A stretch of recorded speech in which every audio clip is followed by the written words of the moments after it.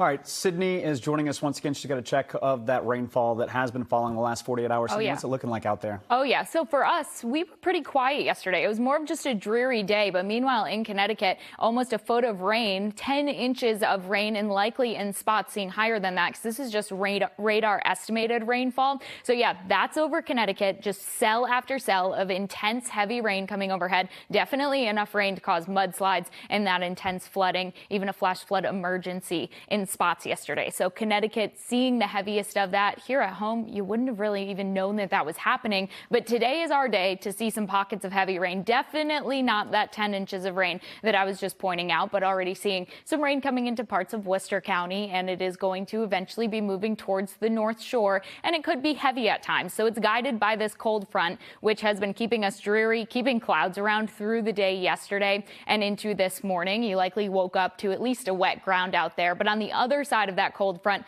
we have dry and much cooler air that is heading our way. So temperatures as we go into Tuesday and Wednesday are only going to make their way to the low 70s after being in the upper 70s and low 80s today. We'll finally rebound back into the 80s by the time Saturday and Sunday rolls around. So we'll be in the low and middle 80s for both Saturday and Sunday. Above normal temperatures coming our way for that. The normal high for this time of year sits right at 80 degrees. So going through our afternoon and our evening, we're going to start to see those cells popping up yet again around 7, 8, 9 o'clock. So this afternoon, you could see a lingering shower at any point, but it does look like that thunderstorm potential does increase a bit around dinner time and just thereafter. So going through the evening, by 11 o'clock, starting to dry out, and then we lose our clouds as we go into the second half of the day, Tuesday and into Wednesday. We're going to have a very dry day on Wednesday, and we do have plenty of sunshine on the way, just not quite yet. We still have to get through these rain chances first. So still tracking Hurricane Ernesto. At this time, it is off, moving towards the east. It's parallel basically with Canada, still causing rip current issues here, though,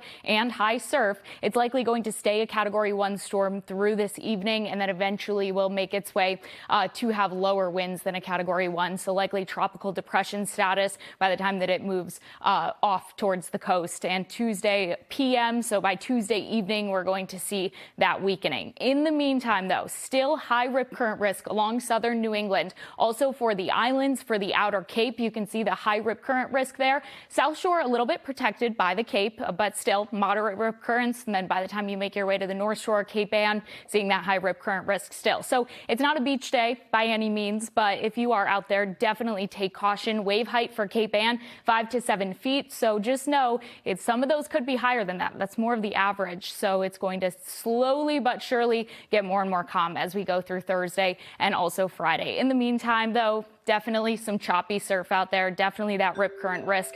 10-day forecast shows we do have some beach days on the way, especially by the time we get into Saturday. Low 80s, sunny skies. Thursday, Friday, and Saturday staying nice and sunny out there. And then into much of next week, Monday, Tuesday, and Wednesday, we really are in a dry pattern once we get beyond these rain chances. Into the second half of the day tomorrow, we'll start to dry things out, and we're going to stay dry and warm things right up as we head towards the weekend.